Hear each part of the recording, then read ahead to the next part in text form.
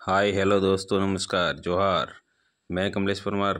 आप देख रहे हो वॉइस ऑफ एबोरिजिनल चैनल। आज हम आपको बताने जा रहे हैं कि गेजीघाटा में आयोजित आदिवासी वीरांगना कालीबाई कलासुआ शहादत दिवस समारोह कार्यक्रम रखा गया है, जिसमें आधुनिक बिरसा कहे जाने वाले भौर दादा ने क्या कहा, सुनिए विस्तार से। મને ખબર है कि सोशल मीडिया में देख लियो पण आदिवासी प्रेरणा स्थल पर पधारे, उसके लिए आप सबका अभिनंदन।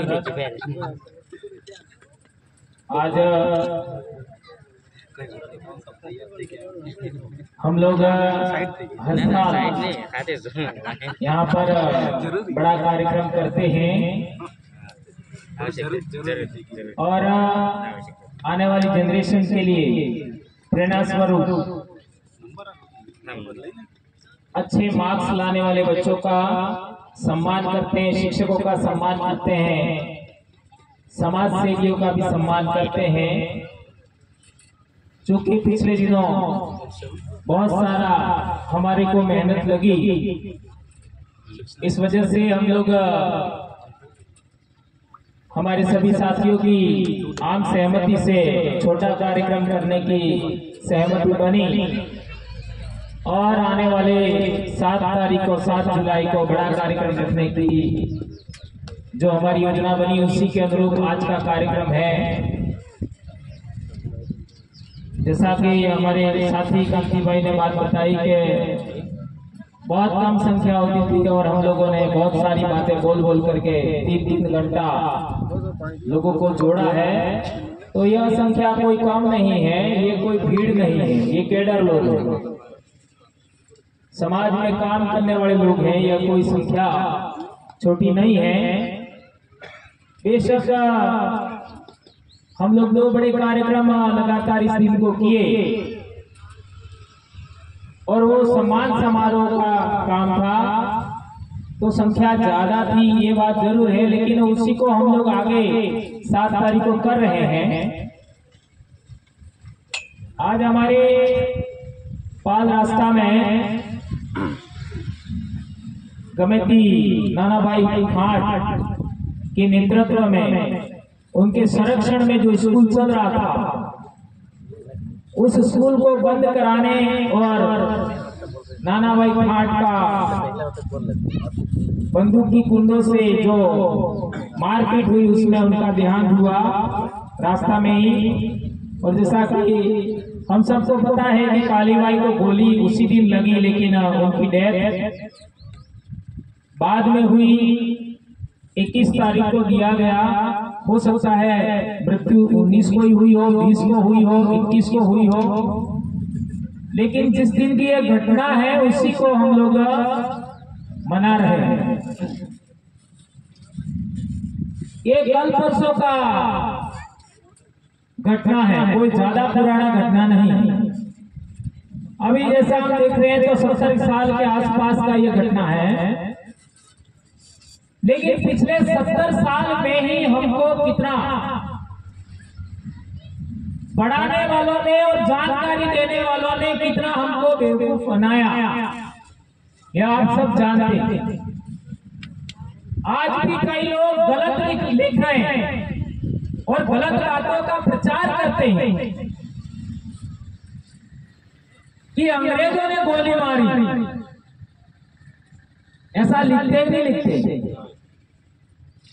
सही कह रहा हूं गलत कह रहा हूं? अब सवाल पैदा होता है कि हमारे समाज को पढ़ाने से रोकने के लिए या हमको पढ़ने से रोकने के लिए अंग्रेजों ने नियम बनाया था। ये बड़ा सवाल है। क्या हमको पढ़ने से रोकने के लिए या हमारी पढ़ाई रोकने के लिए अंग्रेजों ने नियम बनाया था क्या? तो हमारे देश में विश्वविद्यालय कब खुले? अंग्रेजों ने जो विश्वविद्यालय खोले वो तो 1854 के आसपास खुले थे। और ये घटना है 1947 की, तो अंग्रेज तो पढ़ाने का काम कर रहे थे, तो बात करा तभी तो कई सारे लोग पढ़े। अंबेडकर साहब 1956 में मरे, तो अंबेडकर साहब को किसने पढ़ाया? वो कौन सी शिक्षा व्यवस्था की वजह से पढ़ाई किया? अंबेडकर साहब से भी पहले ज्योतिराव फूले ने भी स्कूलें खोली थी, सावित्रीबाई फूले ने भी स्कूलें चलाई। तो वो कौन से नियम, कौन से कानून की वजह से चल रही थी और किसने चलाने का अधिकार दिया? ये बात भी हमको जानना समझना पड़ेगा। अब हम लोग देखते हैं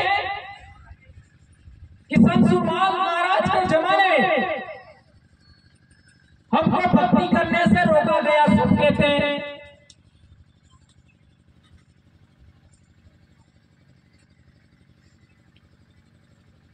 अब ये भक्ति करने से रोकने का नियम किसने बनाया था?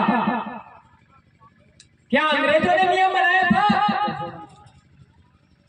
तो कई भक्तों को तो ये भी पता नहीं है। कई समाज के बड़े बड़े समाज सेवियों को भी ये बात पता नहीं है। हमारे समाज का लाभ लेकर के, आरक्षण का लाभ लेकर के विधानसभा संसद में गए उन नेताओं को भी पता नहीं है, और समाज का आरक्षण का लाभ लेकर के सर्टिफिकेट लगा करके नौकरियां कर रहे उन लोगों को भी पता नहीं है कि भक्ति करने से रोका किसने था? क्या अंग्रेजों ने रोका था? तो ये बात भी झूठ साबित होती। कौन सा नियम था? तो मनुस्मृति का नियम था। रजवाड़ों के अंदर मनुस्मृति का नियम चलता था। 1947 से पहले हम लोग दोहरी गुलामी झेल रहे थे। दोहरी गुलामी, एक रजवाड़ों की गुलामी और दूसरी गुलामी रजवाड़ों के ऊपर अंग्रेजों के गुलाम रजवाड़े थे और रजवाड़ों के अधीन हमको रखा जा रहा था। जब हमारे देश में अंग्रेजों का शासन नहीं था, तब हमारे पालों के गमे थी, वो राजा का चयन करते थे। राजा को मान्यता देने का काम हमारे पालों के गमे थी करते थे। हमारी पाले टैक्स नहीं देती थी, हमारी पाले कभी भी मजदूरी करने के लिए नहीं जाती थी, वेट बेकार नहीं करती थी, उन लोगों का खेती बाड़ी भी नहीं करती थी। यही बात पालों के नेतृत्व में कई सालों से चलते चलते 1947 तक आया। तो राष्ट्रपाल का गमे थी कौन सी विचारधारा, कौन सा सिद्धांतों के तहत नाना भाई खाट काम कर रहे थे, ये बात आपको समझना होगा। तब जाकर के समझ में आएगा कि नाना भाई खाट ने ही स्कूल खोलने का शुरुआत क्यों किया और स्कूल बंद करने से अपने आप को मैं सही हो जाऊंगा, मरते दम तक स्कूल बंद नहीं होने दूंगा, ये प्रण भी इसीलिए किया होगा। ये बात आपको समझना होगा। और सेना भाई भी पालवी बेटा थे, पाल के बच्चे थे। पाल मेंबरवाड़ा का हिस्सा सासनपुर से लगा करके उधर नौकना तक लगता है, इधर आपका धम्बोला से लगा करके डूंगरपुर तक लगता है। वो भी पाल के बेटे थे। पाल की व्यवस्था आदिवासियों की है, गांव की व्यवस्था हमारे पूर्वजों की नहीं है। ये बात भी हमें समझना पड़ेगा। और आज की तारीख में हम लोग यहां तक आए हैं, हमारे समाज के अंदर कई लोगों ने काम किया, समाज सुधार के नाम पर कई लोगों ने काम किया, समाज को जोड़ने के लिए कई लोगों ने काम किया, उन लोगों को लोगों ने असफल किया, सफल नहीं होने दिया। इन सभी बातों का अध्ययन करते हुए हम लोगों ने आदिवासी परिवार बनाया। अभी आप लोगों के जानकारी के लिए बता दूं कि इसी 23 तारीख को हमारे सलीम भाई के सम्मान में भी कार्यक्रम है। किस किस के जानकारी में? सबकी जानकारी में होना चाहिए।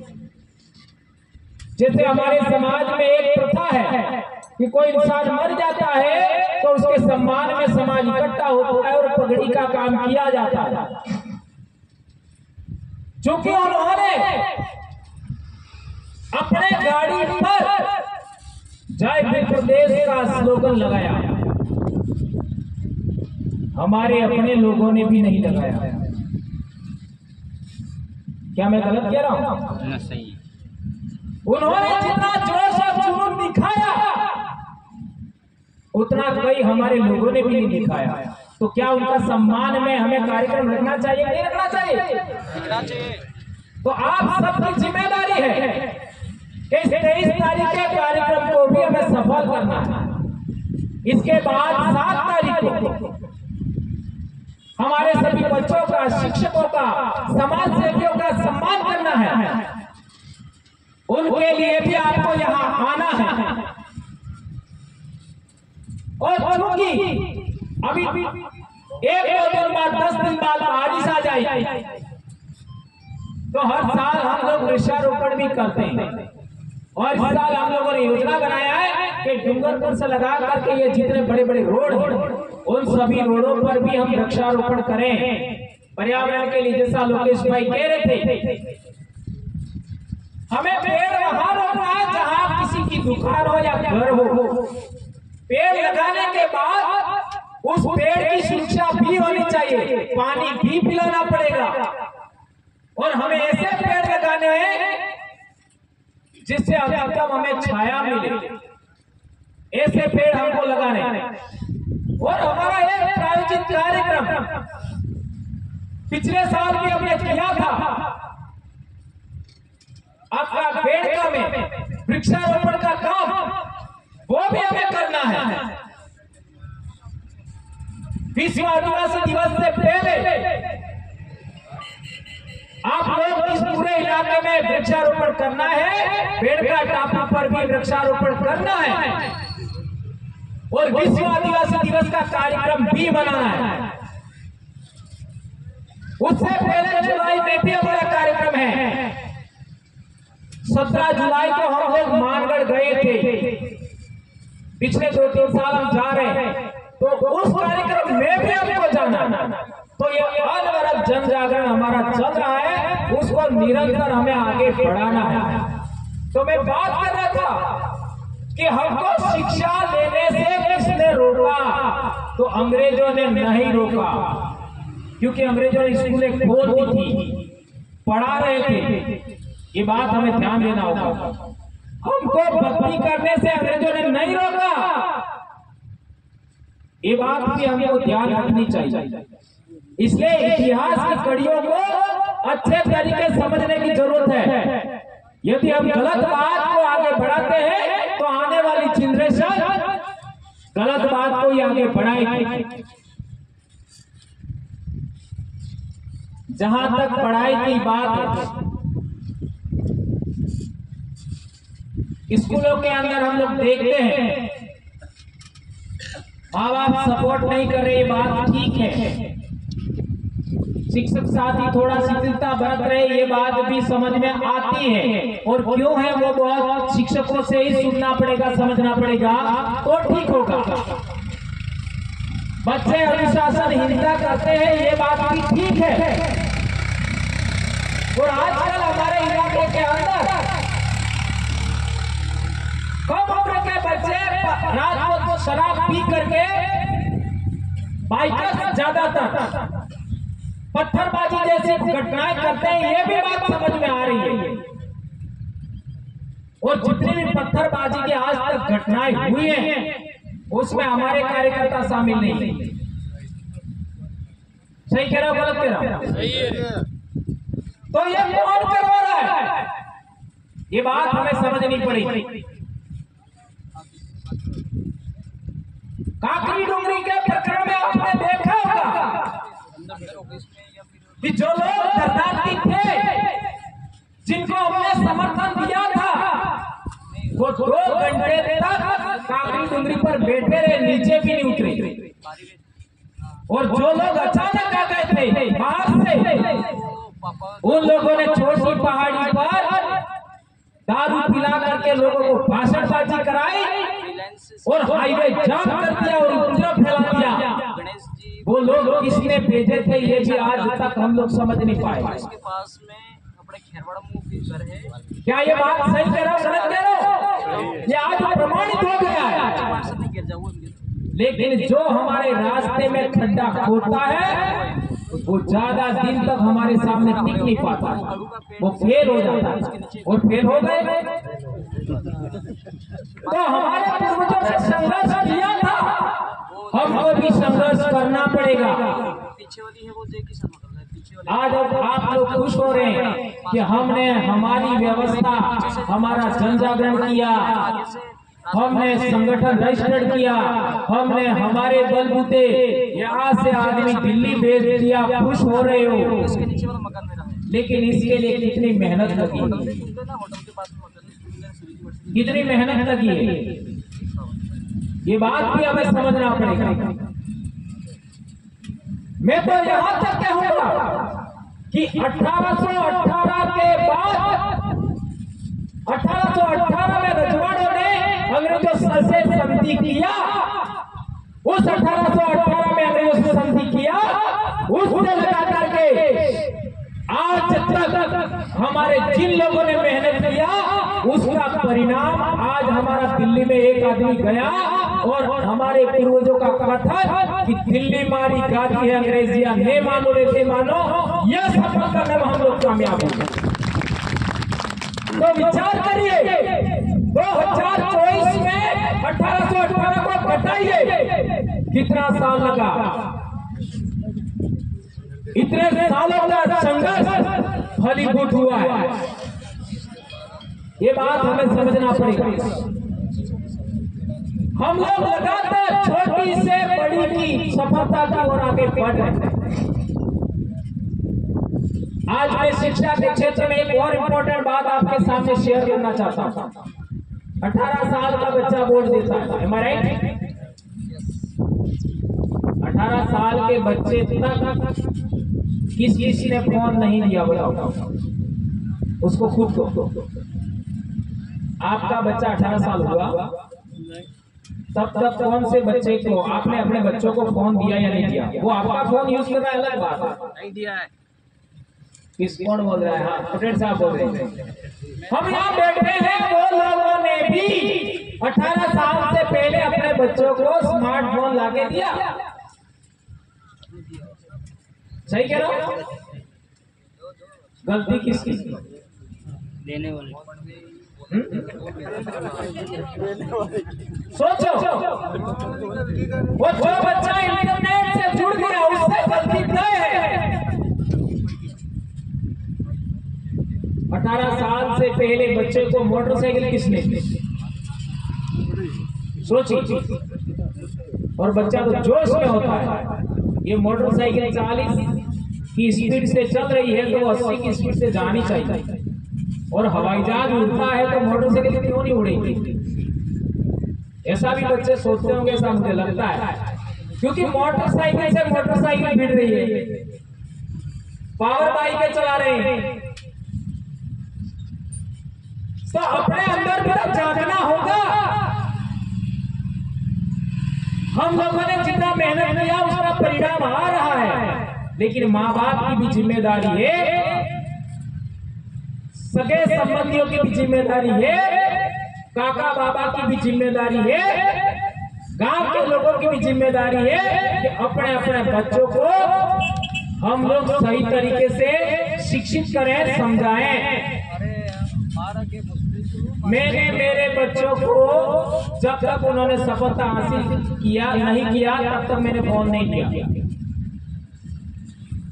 नहीं दिया। इसलिए आज यहाँ से आप सौगंध खा के जाइए, जब तक आपका बच्चा 18 साल का नहीं होता है तब तक आप इसको फोन नहीं देंगे। क्या इस बात का पालन करेंगे? कौन कौन पालन करेंगे? सब करने वाले। कार्तिक भाई कहीं कर चुका है भाई, लोकेश भाई भी कह रहे पालन करना है मेरे भाइयों। समाज में सही काम करने वाले लोगों की संख्या कम है, समाज के बच्चों को बिगाड़ने वाले लोगों की संख्या ज्यादा है। ये नेगाला पोहरी कातुरात में भी घटना घटी थी पिछले साल, उसमें किसके बच्चे निकले आप सोचो। आरोप तो सीधे हमारे ऊपर ठोक देते हैं कि हमारी वजह से ऐसा हुआ, लेकिन आरोप प्रमाणित नहीं होता है। करता कोई और है, करवाता कोई और है। ये बात हमें समझना पड़ेगा। जहां तक आदिवासी प्रेरणा स्थल की बात है, पिछले साल हमने कहा था कि संत गोविंद गुरु महाराज और संत सुरमाल महाराज सहित शिवराम जी की 3 मूर्तियां भी हम लोग यहाँ लगाएंगे, लेकिन अति व्यस्तता की वजह से हम लोग समय पर वो काम नहीं कर पाए, तो वो काम भी हमें करना है। ये एक ऐसा इलाका है जो चारों तरफ से ऊंचा है, पठार है।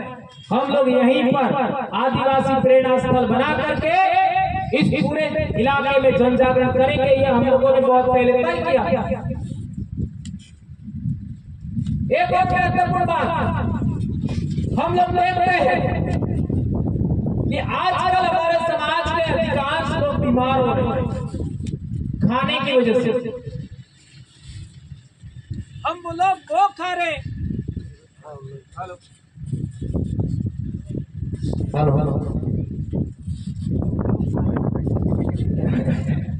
हम लोग वो खा रहे हैं जो नहीं खाना चाहिए, और जो खाना चाह रहे हैं खाना चाहिए वो नहीं खाते। आपके और मेरे दादा दादी दिन खुलते ही तुरंत खाना खाते थे, रोटी नहीं बनी तो शाम की वो सेक करके खाते थे। सही कह रहे हो गलत कह रहे हो? आज बच्चे सुबह बगैर खाना खाए स्कूल आ जाते हैं और वापस घर जाके खाना खाते हैं, तो बच्चों का बॉडी कैसे बनेगा बताओ मेरे को? और कई माँ बाप तो इतने लेजी है कि बच्चों को 10 रुपया दे देते हैं, खा ही नहीं देते। और बच्चा क्या खा रहा है? पाउच, और पाउच फूला हुआ होता है, पोपटा, और उसके अंदर खाने का तो थोड़ा होता है लेकिन पोपटे के समान फूला होता है। उसमें ऐसा क्या होता है?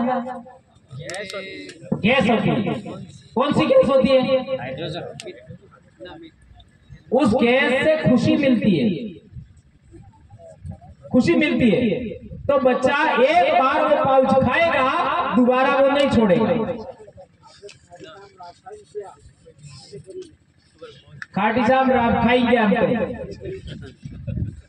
तो वो पाउच भी हमारे बच्चों के लिए उचित नहीं है। कम से कम सुबह एक रोटी तो बना ही सकते हो आप अपने बच्चे के लिए। यह कौन करेगा? बच्चे को खाना खिला करके स्कूल भेजिए। हम लोगों ने एक योजना बनाया है और वो योजना 15 जुलाई के बाद इंप्लीमेंट होने वाली है। 15 जुलाई के बाद हर एक गांव के अंदर वीसीसी बनेगी, विलेज कंसोलिडेशन कमेटी, ग्राम एकीकरण समिति। वो रजिस्टर करीब 400 रजिस्टर हम बांट चुके हैं, 400 पंचायतों में रजिस्टर जा चुके हैं,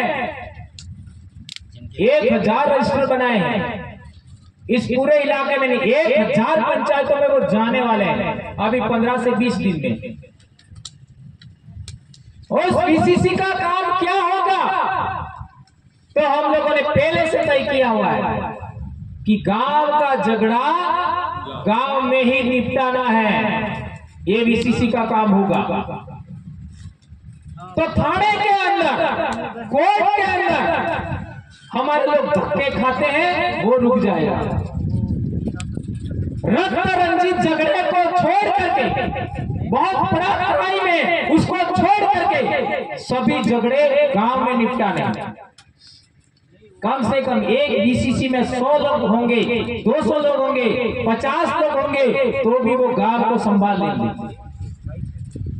दूसरा काम होगा कि गांव के अंदर जो स्कूल चल रहा है, उस स्कूल में कौन कौन से बच्चे स्कूल से बाहर रह रहे थे स्कूल टाइम में, उनको आइडेंटिफाइड करेंगे, उनके माता पिता को समझाएंगे, स्कूल में जा करके भी समझाएंगे, अनुशासनहीनता कौन से बच्चे कर रहे हैं उनको आइडेंटिफाइड करके बच्चों को समझाएंगे। और तीसरा बहुत महत्वपूर्ण काम, हम लोग अभी पूरे देश भर में जो अनाज आदिवासी उगाते हैं, क्योंकि अभी मैं चंडीगढ़ गया था बीमार होने के बाद, तो वहां पर डॉक्टर्स लोगों ने बताया था कि अभी हम लोगों को गेहूं खाना बंद कर देना चाहिए। गेहूं खाना बंद कर देना चाहिए। अब आप तो सोच में पड़ गए होंगे, साला खाए तो क्या खाए, खाए तो क्या खाए।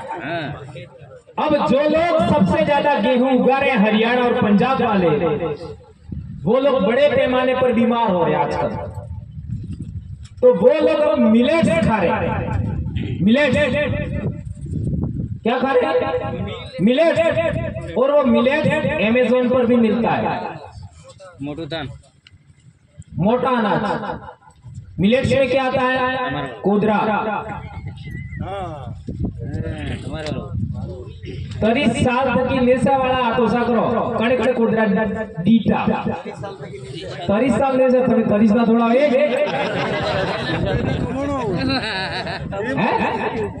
कोदरा ये मिलेट्स में आता है। और माल ये मिलेट्स में आता है।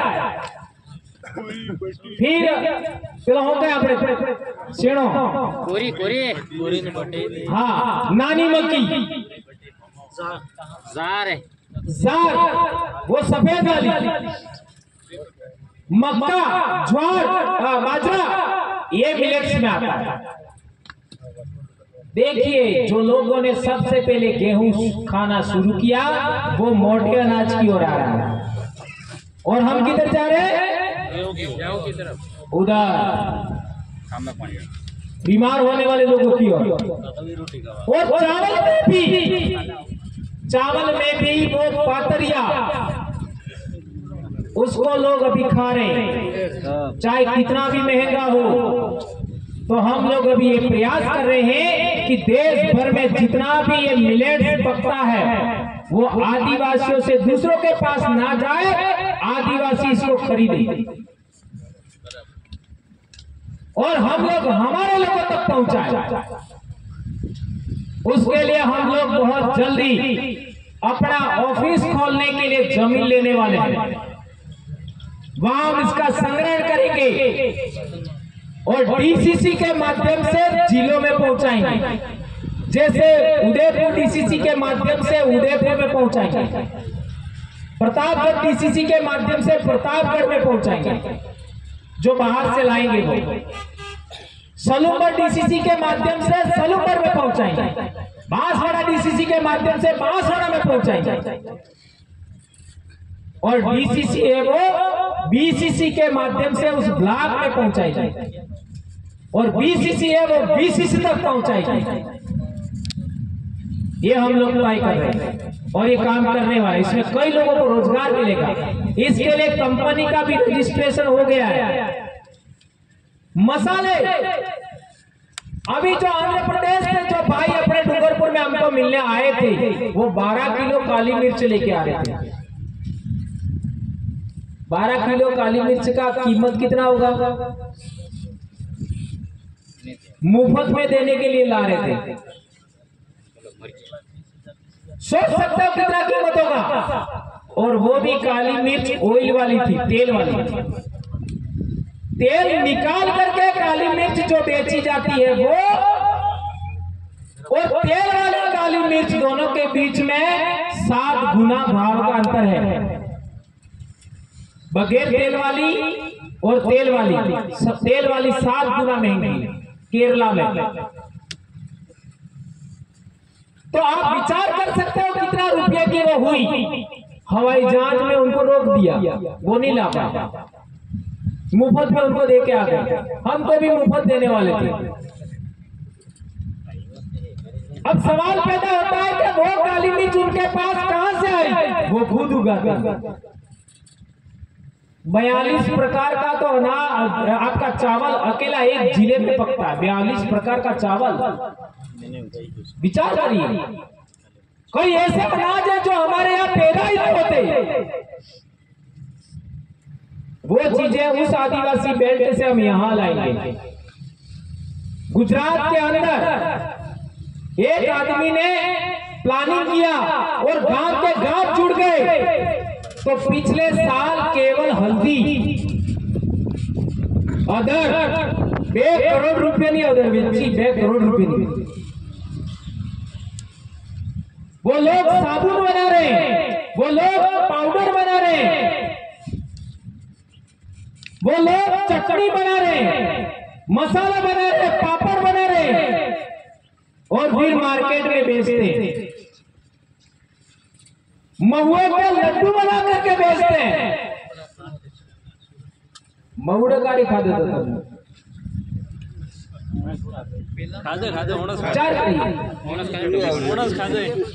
ये सोचिए मेरे भाइयों, ये सब कुछ हो रहा है। कितना बड़ा हमने योजना बनाया है, आप कल्पना नहीं कर सकते। और इसको अभी इम्प्लीमेंट किया जाए, कई लोगों को रोजगार मिलेगा। आज आप देख लीजिए, सुबह उठते हैं 10 रुपया 12 रुपया लेकर के बच्चों को लौटा लेके दौड़ाते हैं, वो रोड पे जाकर दूध लाते हैं। क्या वो दूध सही है? सोचिए, आज तो दूध नकली आ रहा है, डिटर्जेंट से दूध बन रहा है, और वो हम चाय पियेंगे तो क्या होगा? हमारा बड़ा हो जाए। तेल, जो तेल हम खा रहे हैं वो भी खाने लायक नहीं है। विचार करिए। और चावल तो नकली भी आने लग गया है, प्लास्टिक का। दवाइयां तक नकली आ रही है। और तो और कल परसों आपने अखबार में पढ़ा होगा, सोना और चांदी भी नकली है। तुम जमीन बेच करके लाड़ी में बोर पड़ना वो हो ने, होना नहीं रकमे मांगो ने, चांदी में रकमे मांगो, वो खुद नकली है। अखबार में आया था। तो हमारा बंदोबस्त, हमारे पास जो जमीन है वो छीनने के लिए लोगों ने बंदोबस्त कर दिया है। हमारे शरीर को कमजोर करने के लिए लोगों ने बंदोबस्त कर दिया है। और हम लोग आपस में भिड़ रहे हैं कि नहीं, मैं कहता हूं वो कर लो। थोड़ा समाज को जोड़ने लायक तो बनो, समाज को समझाने लायक तो बनो। लोग समाज हित की बात को आगे नहीं बढ़ा रहे, व्यक्तिगत हित को आगे बढ़ा रहे। मारो बोलो थई जाए। अरे तो रुपया लईने ऊपर नहीं जवानो है, मरवा बात उन्होंने चांदी नहीं खावानो है। एक गरीब जी रोटा खाई, इसको खावानो है। समाज के लिए जीना सीखिए मेरे दोस्तों, समाज के लिए काम करना सीखिए। ये बहुत बड़ी योजना हम लोगों ने 2018 में बनाई। 2017 से 2018 के बीच पूरा किताब लिखा है। मैंने योजना बनाया था और वो मैंने 14 जनवरी को सिलवासा में भी बोल दिया था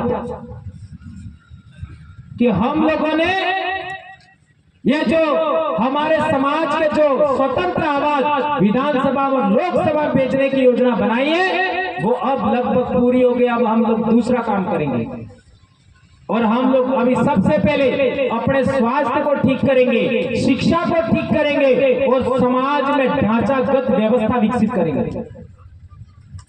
गांव गांव समितियां होंगी, ब्लॉक पर समितियां होंगी, जिला पर होंगी, इसको हम व्यवस्था बनाएंगे। और अभी लोकतंत्र का एक पर्व और आने वाला है, तो जोधपुर सिमलवाड़ा और चिखली बीसीसी की मीटिंग आप लोगों को अभी अविलंब आयोजित करनी चाहिए। बीसीसी तो बनानी ही है और भी बहुत सारे आवश्यक काम है, वो आप लोगों को करना चाहिए। इसलिए हमारा द्वारा जो भी बातें कही गई, बोली गई, सब पूरी होगी। किसको पता था, किसको पता था यहाँ पर मूर्तियां लगेगी? किसको पता था मोटो मोटो रोकड़ा अंगास में उड़ी जाएगा? किसको पता था कि एक आदिवासी बोलेंगे, मुसलमान भाई सामने बैठ के सुनेंगे? किसको पता था एक मुसलमान भाई आदिवासी के लिए काम करेगा? आज एक एससी समाज के बड़े अधिकारी ने मेरे को फोन किया कि भंवर जी मैं भी रिटायरमेंट हो गया हूं, अब तुम्हारे साथ में हूं। देखिए कितना बड़ा परिवर्तन हो रहा है। अब राजपूत समाज के लोग भी सोच रहे हैं कि अब तो भीलों के साथ लगना पड़ेगा। ये बात हमारे लिए बहुत कंट्रोवर्शियल हो सकती है, विवाद का केंद्र हो सकता है, लेकिन जो लोग साथ आना चाहते हैं, साथ सहयोग देना चाहते हैं, वो कह रहे उठना ही कितना महत्वपूर्ण है। किसने सोचा था ऐसा? किसने सोचा था? और भी ओबीसी समाज के भी लोग यही बात सोच रहे हैं। इसलिए मैं कहता हूं, हमारे साथ जी रहे सभी लोगों का कल्याण करना आदिवासी परिवार का पहला कर्तव्य है। ये बात ध्यान रखना है। हमारे साथ जी रहे सभी लोगों का कल्याण, इसलिए हम लोग जय जोहार का नारा लगाते हैं। और इसका अर्थ क्या है? सभी जीवों का कल्याण करने वाली प्रकृति की जय।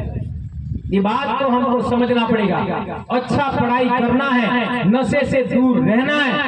और एक बड़ी बात, हमारे पूर्वजों के 300 सालों की मेहनत कि आदिवासी इलाके में दारू नहीं बिकना चाहिए, ये भी हमको आगे बढ़ाना है। सबसे बड़ी बात, अंग्रेजी शराब हर हाल में रोकना है, हर हाल में। और कई लोग कार्यक्रम में आते हैं, वहीं पर भी पी के आ जाते हैं। कुछ तो शर्म करो। जोत्री पाल के उदयलाल जी थे रोज साहब, वो कहते थे कि मतलब एक आत्मा जोड़ो बड़ा हो, एक आत्मा जोड़ो तो फिर काम आवेगा नहीं, यहाँ बल्ले काम आवे तो हम जिसे कोई कहता। अरे हम इंसान है भाई, जो कहा गया और क्यों कहा गया सोचे तो सही, समझे तो सही। सबसे बड़ी बात याद रखना, आज के बाद बीसीसी की जो व्यवस्था है वो किसी भी हाल में बंद नहीं होनी चाहिए। बीसीसी की व्यवस्था किसी भी हाल में बंद नहीं होनी चाहिए। बीसीसी की व्यवस्था किसी भी हाल में बंद नहीं होनी चाहिए। यह हम सबका दायित्व है। ये व्यवस्था भंग नहीं हुई और उसके अनुरूप आप चले तो हमारे 2008 से हम लड़ाई लड़ रहे हैं आरक्षण की, वो भी 2028 में पूरी हो जाएगी। लिख लो आज के दिन में कह रहा हूं, क्योंकि हम 10 से 12 विधायक भेज करके राजस्थान में भेज देंगे और वहां ट्राइबल एडवाइजरी काउंसिल में प्रस्ताव तय है, पास होगा कि 5वीं अनुसूची के अनुरूप, मूल भावना के अनुरूप आरक्षण लागू हो, क्योंकि ट्राइबल एडवाइजरी काउंसिल में विधायक बैठते हैं और उसी ट्राइबल एडवाइजरी काउंसिल में यह प्रस्ताव पास होगा कि शेड्यूल्ड एरिया के अंदर, आदिवासी इलाके के अंदर जितनी भी अंग्रेजी शराब की दुकानें सब बंद, और बड़ी बात, जितने भी शेड्यूल्ड एरिया के अंदर खनिज खनन हो रहा है, मार्बल खनन हो रहा है, वो आदिवासियों की सहकारी समितियों से खुलेगा। अब आदिवासी सहकारी समितियों के पास पैसा कहां से आएगा? तो हमारे इलाके में जितने भी सरकारी बैंक हैं वो आदिवासी सहकारी समितियों को लोन देंगे और जिला कलेक्टर के नेतृत्व में उनके निर्देशानुसार खनिज संपदा का खनन किया जाएगा। इससे हमारे समाज को बहुत सारा रोजगार मिलेगा, पैसा मिलेगा। जमीन हमारी है, खनिज हमारा है। कोर्ट ने भी कहा, सुप्रीम कोर्ट ने भी, हम खोदेंगे। अभी बांसवाड़ा में 2 सोने की खदानों के लिए नीलामी हुआ, वो हमको मिलना चाहिए। पीपलकुट में 2 जंगल की जमीन पर खदानें हैं, उनका नीलामी होने वाला है। और यदि आदिवासी जंगल की जमीन पर बैठ जाए तो उसको उखाड़ देते हैं और बाहर की कंपनियां गैर आदिवासी लोगों को यह जमीन देते हैं। ये साइन करके दे कौन रहा है? नेता लोग दे रहे हैं। इसलिए सबसे पहले नेताओं का इलाज शुरू हुआ।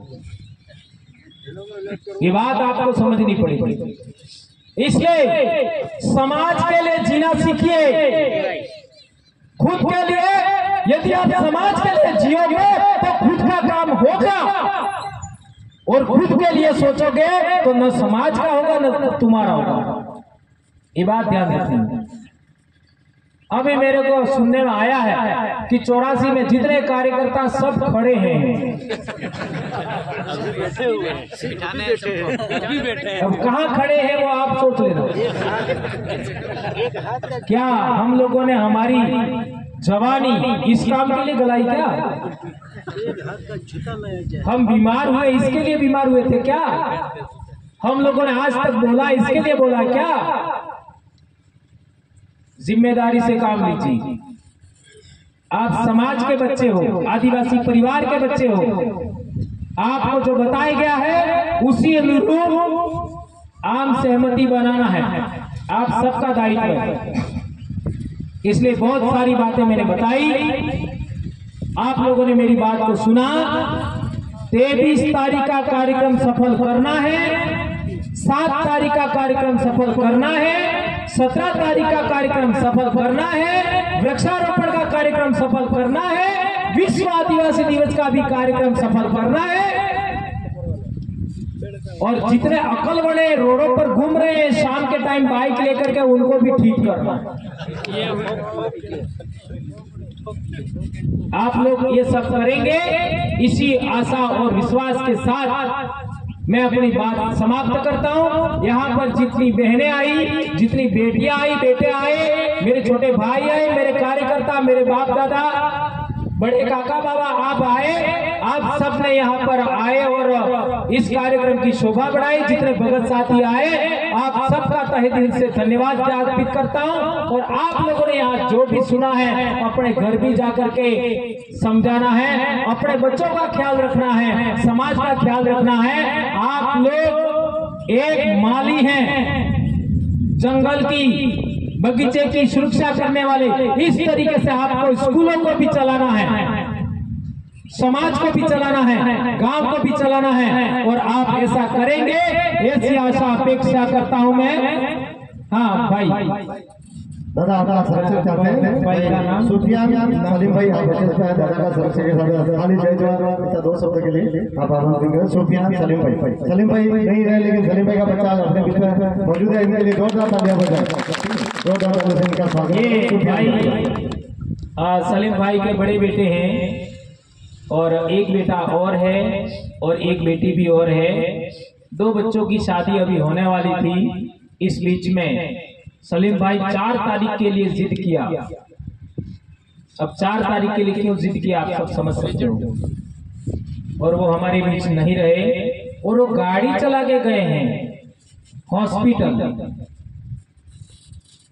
और वो हमारे बीच नहीं रहे।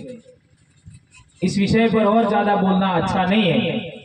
हम लोग उनके सम्मान के लिए एक दिन निकालेंगे, ऐसी मैं आशा करता हूं। और भाई को भी और उनके परिवार को भी, उनके सगे संबंधी, गांव वाले सभी भाइयों से हम अनुरोध करेंगे कि आपके पिताजी ने, आपके समाज के एक बेटे ने हमारे लिए जो काम किया है, उस काम को हम सब भाई मिलकर के आगे बढ़ाएंगे। हमारा धर्म क्या है ये अलग बात है, हम इंसान सबसे पहले हैं।